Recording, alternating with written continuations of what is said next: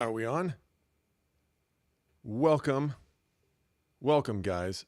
I'm going to take a few minutes because it takes a few minutes for the machine to catch up. Everything live streaming.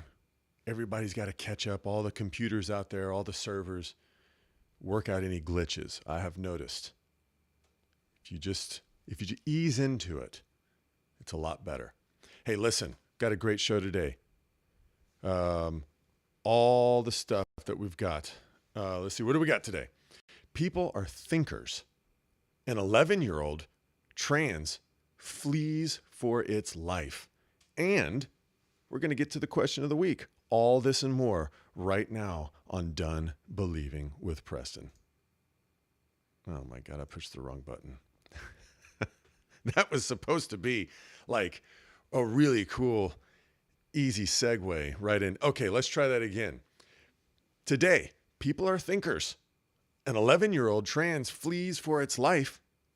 And we'll get to the question of the week. All this today on Done Believing.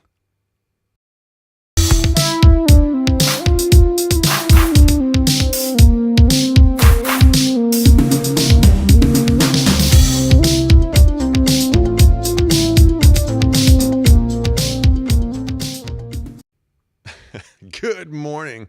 This is Done Believing. Where am I? What just happened? This is Done Believing. Moving away from simply believing the truth, straight towards knowing the truth, all for the purpose of, say it together, overcoming delusion. Everybody out there is delusional. Let me tell you, there's a battle. It's happening in your own mind. You want to take to the streets? You want to burn down cities? You want to riot in the name of a thug? Just sit back and fight your own battles inside your mind. All these people they're wasting their time making their little pickets, taking to the streets, screaming and shouting for bill reform, reform bills and all this other stuff. It's a waste of time, guys. It's not going to get you there. You want to know how to really begin to live in heaven now? And heaven, I'm sorry if that was a little loud. And heaven is nothing more than every day is better than yesterday in one way, shape, or form for eternity. And hell is the opposite of that. Every day is worse than yesterday for eternity. So I don't know about you, but I am already in heaven. And because I've been saved, I was already in hell. I was saved from hell. Everybody's worried about what heaven's going to look like, what hell's going to look like. You need to look at where you're at right now, because I guarantee you are either in heaven or in hell right this second. And overcoming delusion by getting out of your mind and getting back to God, going and being alone, learning how to hear his voice, forgiving others. We'll get to that later. That will set you free. You will be born again, saved from hell. Like I just said, it's every day worse than yesterday forever. And I know some people in hell. I know people who are currently in hell. Lord have mercy. Hey, listen, here's a little thought I had. People are thinkers. And as much as they claim not to be, because I ask questions, have a little church meeting in the park once a week. And I ask questions. I ask questions to people. I ask questions to my wife. I ask questions of myself, to myself. I ask questions to God all the time. And some people are like, "What? Why you do that, Preston?" And I'm like, because people are thinkers. Whether you want to admit it or realize it or not, you're thinking. And your mind is always thinking about stuff. It might be superficial things. It might be stuff that's not important, but it's happening. And some people, they want to outsource that thinking to an expert, to a religious leader, to the news media, to a friend, to a spouse. It doesn't matter. They want to outsource that thinking to somebody else, maybe a book, an author of a book. And the problem is that the thinking that happens in the mind of a person, it's going to get done. It depends on who's going to do it. Are you going to do your thinking? Or are you going to outsource it to somebody else? But it doesn't matter you outsource it to somebody else. The thinking's getting done. It's just maybe the thinking's getting done for you. Think about that. Are you doing your own mental work? Are you finding out things for yourself, or are you just going along with what somebody else says? Oh, yeah. And turn around and quoting that. Some brilliant guy from a long time ago, Friedrich Nietzsche, I think. He was kind of a jackass. If you know anything about old Friedrich Nietzsche, old Freddie Nietzsche, his definition of a hypocrite was a person who hears something and then just, without putting it into practice in their own life, they just repeat it to other people. You just walk around, you hear stuff, it's in your mind, and then you just regurgitate it to somebody else like you're smart. But it hasn't actually traveled from your head to your heart, and it's not actually influencing your actions. So there you go. That's old Freddie boy Nietzsche's definition of a hypocrite. But I have noticed people are thinkers. A lot of them outsource their thinking to experts, biblical experts, gurus, news people, doesn't matter. They do that. But I want to encourage all of us to step out and do our own thinking. The work's going to be done. Are we going to outsource it to somebody, or are we going to do it ourselves? Hey, listen, it's Friday, and that's good news for some of us because we got the weekend coming up. It's not good news for my wife. I think she's got to work this weekend. Sucker. But I stopped working on the weekends a while back. I was about sick and tired of it. But it's good news for us. And here's some good news to celebrate Friday coming into the weekend. I guess it's good news. It's good news for me. It's a little story I found on NBC. Here it is right here. I couldn't get the headline. The headline is something like 11-year-old trans activist leaves the state of Texas. So here's a picture. Well, I'll read the caption there. Kimberly Shapley said she's moving her family out of Texas to protect her 11-year-old daughter. Doesn't have one. Doesn't have one, by the way. 11-year-old daughter, Kai. How do you say that? Kai? I feel like, whatever. I feel like I belched and I almost got a name out there, but not quite. Anyways, 11-year-old daughter, Kai, who has become a prominent trans activist. 11 years old, and she's a trans activist. If you read the story, it goes on to say that she started her activism at age 5. That is such BS. That is such BS, man. No kid knows what the hell they're doing at 5 years old. Their parents got them doing that. There they are in front of the state capitol. And I guess that's the daughter there on the right. She's ugly. I'm sorry, that's an ugly little girl. You want to know why? Because it's actually probably a handsome boy. But it ends up being an ugly girl. Some things just don't translate. I speak Spanish. And there's some things, when I was living down in Nicaragua, I would try to make jokes and stuff like that. I would try to be translating my sense of humor from English into Spanish. And people just look at me like I'm crazy because sarcasm does not translate well. My point being, not everything translates from one thing to the next equally. And that little girl, air quotes, that little girl, she ugly. You need to go back to being a boy. You are much better looking as a boy, I would imagine. Good Lord. But that's some good news. Why is that good news? I'll tell you why it's good news. Because they're moving out of Texas. That's right. The wonderful thing about the United States is states' rights. You don't like what's happening in the state you live in? You should find out what state agrees with you and go move there. You should move someplace else. You should allow all the gay marriages and trans stuff that you want in a particular state. Let that be over there. And then over here in this state, something just happened to my computer over there. I'm like, what the heck? Anyways, all the trans rights stuff in one state, and let everybody that doesn't want to do that live in another state. And we'll see which state wins out, which state was better. It doesn't matter. But that's some good news because she's packing her crap and she's leaving. I guess she'll probably go to California or New York or something like that. But bye-bye. Goodbye. Hasta luego. That being said, I want to get into the question of the week. The question this week: can people separate God from religion? And before I answer the question, I get to the explanation of that, I want to just talk about my motives I want to talk about my motives for the inspiration of the question. I don't necessarily have like a big trick answer. I don't have something deep. I just have my thoughts. But my motives behind asking the question, what inspired the question in my mind was, I have noticed it's hard for people to express their experience with God without using religious talk. Have you noticed that when you talk to somebody, you go, hey, tell me about this. What do you believe in? What's this? What's that?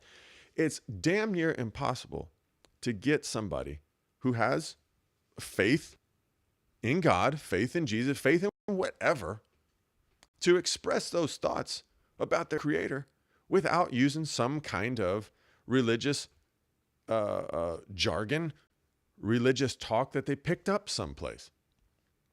Christians do it. Other religions do it. The Muslims do it.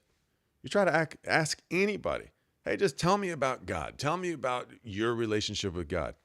If they're a Christian, I'm just going to reference Christians because I live here in the Bible Belt. They're going to start quoting scriptures. And it's like, whoa. Can you just put into your own words your relationship with God? What's going on? And I found this out because I was talking to an atheist friend of mine some time ago. And we ended up kind of like getting in a waste of time back and forth about his disbelief in God and my belief in God. And it's like, you know what? What do you believe? I realized I was answering him and I was debating him. We weren't really fighting. We were just kind of having a friendly little debate. But I was debating him and I'm like using a bunch of religious talk. And it's like, man, this guy he didn't understand a damn word I'm saying. We should just be talking about our own personal beliefs. I should just be asking him why he believes the way he believes. So that's why I came up with the question. Hey, can people do that? Can people express their thoughts and experiences with God outside of religious jargon? I guess would be a better question. But I asked this question last night at our little church meeting that meets in the park on Thursdays at 6:30. If you're around, private message me. Maybe you want to come out. We do some songs, then we have some discussion. Very nice. It's a nice little fellowship. Nobody's preaching. We're just talking. Obviously, it has a way that I want it to go. We have a direction. So it's not just, let's just see what the Holy Spirit wants to do. There's some direction there. But anyway, at any rate, I asked the folks at the park. And here's the quick answer that came back. They're very smart people, smarter than me. I asked them a question, a yes or no question. They fired right back with a yes answer. Is it possible for people to separate God from religion? They're like, yeah. I'm like, okay, explain that. And the general consensus, is that the right word? Yeah. General consensus from these people was, well, yeah, of course it's possible because most people, where's my answer? Oh, yeah. Most religions aren't really even based on God anymore. They're based on tradition. So yeah, anybody that gets involved in one of these major religions, they end up leaving God out of it because their hearts aren't in it. And actually, that's very biblical. Here it is. I'm gonna answer the question with the Bible. I'm gonna answer a question about religion with more so-called religion. But God's problem with the Israelites, according to the history books of the Old Testament, was that, yeah, you do all the stuff. You're keeping all the special days. You're keeping all the sacrificial times and all this other crap, the new moon festivals, but your heart's not in it. So yeah, it is possible for people to separate God from religion because they do it all the time with their religion. Very interesting. It was a different direction than I was thinking, different from my motive behind the question. So I learned something in the park last night, and I was the one who was leading the discussion. So it was very good. We have very good discussions in the park. But my 2 cents on it was, I was thinking about Jesus. When I was thinking of the question, can people separate God from religion? I was thinking about Jesus and how he walked around and lived his life. Here's a guy who claims to be the Son of God. It would be very difficult for Jesus to see his relationship with his Father as a set of rituals. And I'm like, yeah, that's true. I don't see my relationship with my dad as a set of rituals. I don't see the relationship I have with my wife as a set of rules and rituals. Like, well, I would cheat on you, but it would be bad for our marriage. No, I'm like, I'm not going to cheat on you because I don't want to. The desire's not there because I love you, because we have this relationship. Whatever, for personal reasons, not ritualistic reasons. It's crazy. So yeah, when I was thinking about that, it's like, well, now that I think about that, it's like Jesus didn't come to start a new religion called Christianity. He just came as an example. So the more we take God out of religion, the more we are left with the man, Jesus Christ, Jesus who claimed to be the Christ. If you think about that, the more you take religion out, the more you're left with just a guy who's being the example of how a son or a daughter should live in a relationship with Father. And that becomes Christianity, if you think about it. And I was like, wow, that's amazing. So Christianity, not really a religion. It's the best religion because it's a true religion, because it's pointing you in the way of how somebody who is in a healthy relationship with their Father ought to behave themselves in every situation. So here's some things. Here's some characteristics that I saw in Jesus, and characteristics that I see in anybody who has a relationship with God. The first one, they're forgiving. A person who's in a relationship with God, they realize, you know what? I'm here on this relationship. I'm here because God forgave me of the things that I did, so I should forgive others. So they're able to receive forgiveness. How many people are not able to even receive forgiveness? If you tell them, you know what, I forgive you for something you did to me, they go, screw you, I don't need you forgiving me. I didn't do nothing wrong to you. You think you're better than me? They get crazy. They blow up. But it's not them. It's the spirit within them. They can't help themselves. They're able to receive and extend forgiveness. They realize that they're not God. And these are all characteristics of a person who's in a relationship with God by following the example of Jesus, also known as a Christian. They get to know what's really controlling them from within. They go within and they find out, Lord, teach me about me. They get the plank out of their own eye. If I want to use religious talk, I'll put it like that. They endure hardships. They endure hardship because they saw God enduring. They saw Jesus endure hardships all the way to the point of being betrayed by friends and killed on the cross. And so many people, on a side note, so many people are like, well, Jesus he gave himself as a sacrifice. Well, wait a second. Yeah, that's a good analogy for a bunch of Jews, but what about us Gentiles? What's going on the cross? Because to a Gentile, the cross doesn't look like a sacrificial lamb. Didn't really look that way to the Jews either. But my point being, to us Gentiles, I'm like, I don't know anything about blood sacrifices. What does that mean to me? It means like this, or it means this. You got to endure all things. Jesus was the example of endurance, even a humiliating death and being murdered. And he was murdered. He allowed himself. He didn't fight back. But at the end of the day, they killed him. And the Bible even says that in the book of Acts. Okay, loving others the same as you love yourself. So many people can't even love themselves. They judge themselves. And if you're judging yourself, you can't love another person. You don't know anything about love because you're not able to receive love from God.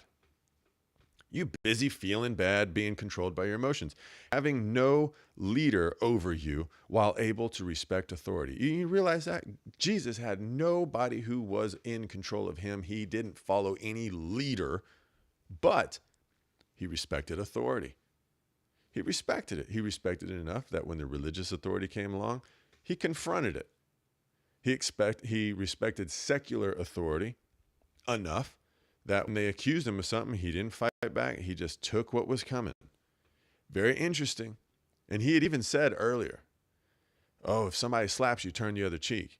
And that's all nice. And then Jesus got the opportunity to practice what he preached when he was standing in front of the judge. The judge is like, what do you got to say for yourself? Jesus is like, nothing. Just go ahead and kill me. That's what you're going to do anyways. Another characteristic of Jesus, or a person who is in a relationship with the Heavenly Father by following the examples of Jesus, is They're able to recognize good and evil without judging people or situations. Not governed by emotions. They have no ego. That's a big one. They're fearless. They have overcome fear because love drives out fear. They have integrity. And here's the last one I realized. Their standing with God becomes the most important thing in their life. More important than any relationship they have on this earth, more important than any job, more important than any amount of money, more important than any property, more important than any other standing. What is my standing in front of God, my creator? That's the most important. And I've told my wife this, you're not the most important thing to me. God is. And if it ever came down to where I had to make a decision between you, my family, my wife, my children, and God, I would choose God every time. So before we go out there and start trying to turn people into Christians by making them profess Jesus and say a fancy sinner's prayer or accuse them of being an atheist, why don't we get to know what kind of characteristics does this person have? Let's just take my friend, the atheist, the self-proclaimed atheist. Next time I talk with him, I need to get, and I don't spend as much time with him as I used to because he lives in California now. He moved way off. But I wish I had more time to spend with him because I would like to talk more about, hey, what kind of characteristics do you have? What's going on with you? Well, how do you live? I don't care about what you don't believe in. What do you believe in? And the same can be said for anything else, any other activist, any other people group that's going on right now. Let's take the homosexuals. And all these Christians are out here. They think that the way to show love to the homosexuals, so-called Christians, they think that the way to show love to the homosexuals is openly affirm them. Let them come into church. We got a better chance of teaching them the religion if they're in church than if they're out of church. So we should put up with whatever craziness that they believe, and this is not my words. We should put up with whatever ideologies these people have, be them drunks, fornicators, homosexuals, doesn't matter. Let them come in, let them sit on the pew. At least they're here hearing the message. That's their strategy. That's a weak strategy. It's not going to work. All it's going to do is water down the church. It's going to make the church a place where real Christians don't want to be. They're like, ain't nothing here for me. All this is watered down trying to evangelize these people with no power. Instead of doing that, if you got a person in your life who's a homosexual and you care about them and you love them, just observe them. Observe them. Are they fearless? Are they forgiving? Are they not judging? Has God, their standing in the eyes of God, become the most important thing in their life? I'm telling you now, once your standing with your Creator becomes so important to you, even more important than your family, it will become more important than your sexual identity. It's just the way it goes. There's nothing you can do about it. People do it for other people all the time. You become so in love with this other person, you will forsake all others to be with that person. It's called marriage. That's part of the vows. Forsaking all others. There's a little line in there. It's just something that happens when you fall in love with somebody.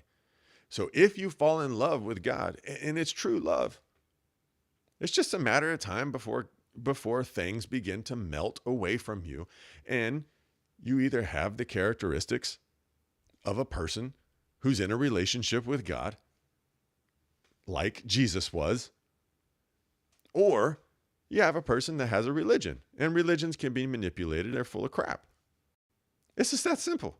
So I got a friend. He said, oh, I'm an atheist. I'm an atheist. I'm an atheist. I need to see, hey, man, what's going on? However you define God, has that become the most important thing to you? I digress from that because I think I already made the point. But I'm going to stop there. It's been a great week. It's a good question. Can people separate God? had amazing answers from the church group in the park last night. Got me thinking in a direction I wasn't thinking. So I appreciate those guys for that. And people are thinkers. It's just, are you going to do your own thinking, or are you going to outsource it to somebody else and become a follower?